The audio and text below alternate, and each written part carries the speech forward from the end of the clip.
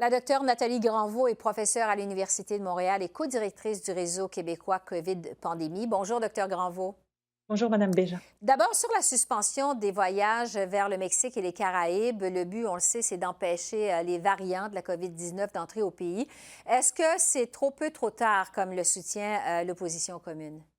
Écoutez, il n'est jamais trop tard. Le plus tôt possible, c'est le mieux. Mais écoutez, si on regarde par exemple ce qui a été fait en Ontario avec des tests volontaires aux aéroports, ils ont été capables d'identifier 5 cas de variants qui entraient au pays.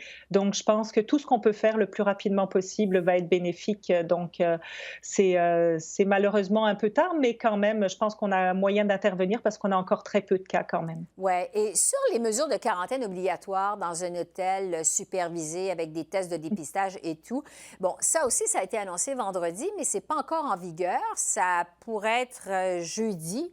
Et ce qui fait que les voyageurs actuellement se ruent pour rentrer au pays. Est-ce que ce délai supplémentaire-là, ça pourrait être fatal pour faire entrer les variants au Canada? Est-ce que vraiment ça pourrait faire une différence?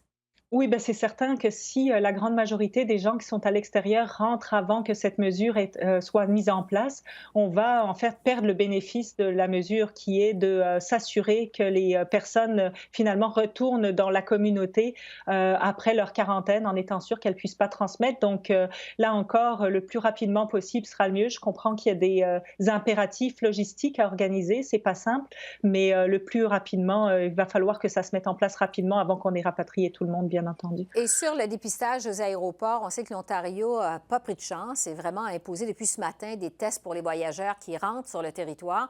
Est-ce que vous croyez que le Québec devrait faire la même chose immédiatement? Ah, absolument, comme je disais juste avant, juste à faire un test volontaire, ils ont été capables d'identifier en fait des cas positifs et notamment avec des variants.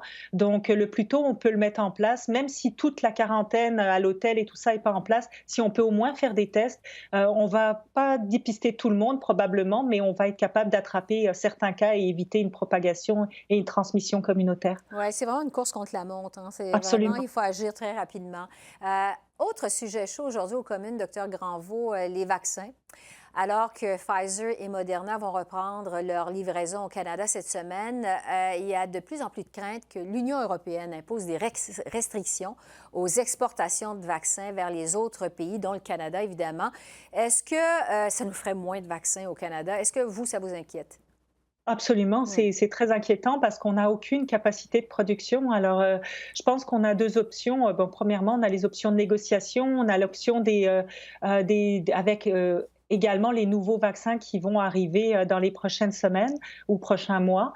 Mais aussi également, peut-être qu'on devrait se poser la question aussi de si on a des infrastructures qui pourraient être converties, parce qu'on s'entend que la vaccination va durer plusieurs mois et que peut-être on pourrait, quand même penser à essayer de produire certains de ces vaccins dans nos infrastructures restructurées au Canada. Je pense que c'est vraiment ce qui nous fait défaut, pardon, la Oui. capacité de production ici. Entre-temps, vous parlez des options de négociation du gouvernement. Jusqu'à quel point, justement, le gouvernement canadien peut intervenir, peut négocier auprès de l'Union européenne pour empêcher ça, de restreindre comme ça les exportations de vaccins?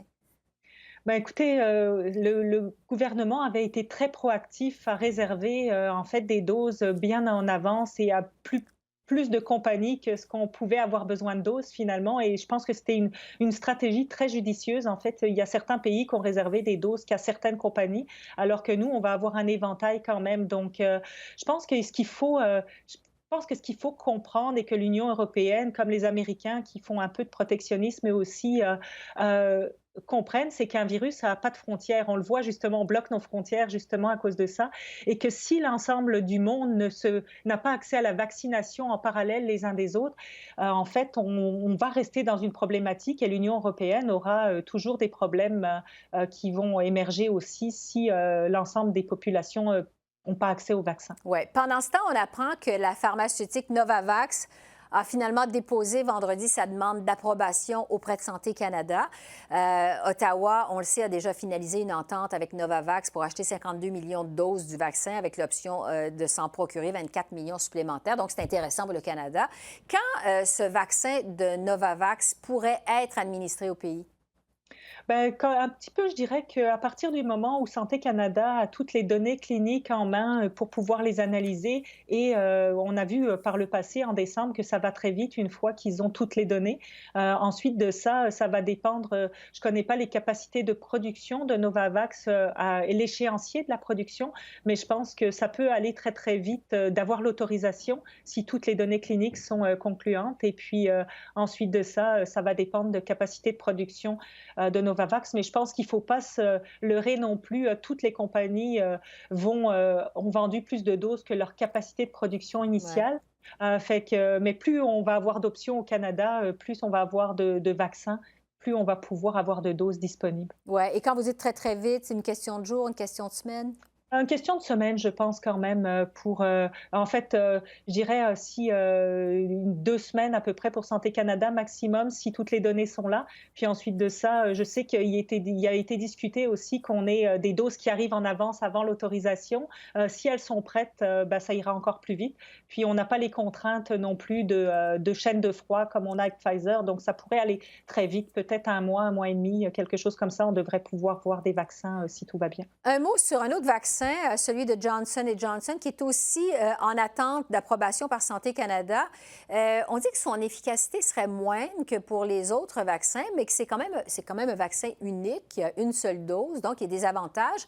Est-ce que vous le recommanderiez une fois qu'il sera approuvé, ce Ben, vaccin? en ce moment, en fait, on pourrait faire une comparaison avec le vaccin, de la grippe, en fait, qui souvent a une efficacité moindre que les 95 qu'on a pu entendre pour des vaccins ARN contre la COVID. Donc, effectivement, ça va être un vaccin très utile. Peut-être que je ferai un choix stratégique, peut-être que je vaccinerai pas les personnes les plus vulnérables de symptômes sévères avec ce vaccin-là, mais pour la population générale qui a pas comment dire, de comorbidité ou en fait de risque majeur de développer des symptômes sévères, c'est peut-être un vaccin qui pourrait agir comme celui qu'on a pour la grippe saisonnière tous les ans et qui pourrait apporter une certaine immunité. Donc, ça serait très utile dans le profil actuel de vaccination. Ça ferait donc un vaccin de plus qu'on ne va pas rejeter dans les conditions actuelles, la situation actuelle. Docteur Nathalie Granvaux, co-directrice du Réseau québécois COVID-Pandémie, merci beaucoup. C'est toujours très intéressant de vous recevoir. Vos explications sont tellement claires. C'est toujours très éclairant et on a besoin de lumière dans les temps qui Merci. courent. Alors, merci beaucoup. Merci, bonsoir. Au revoir.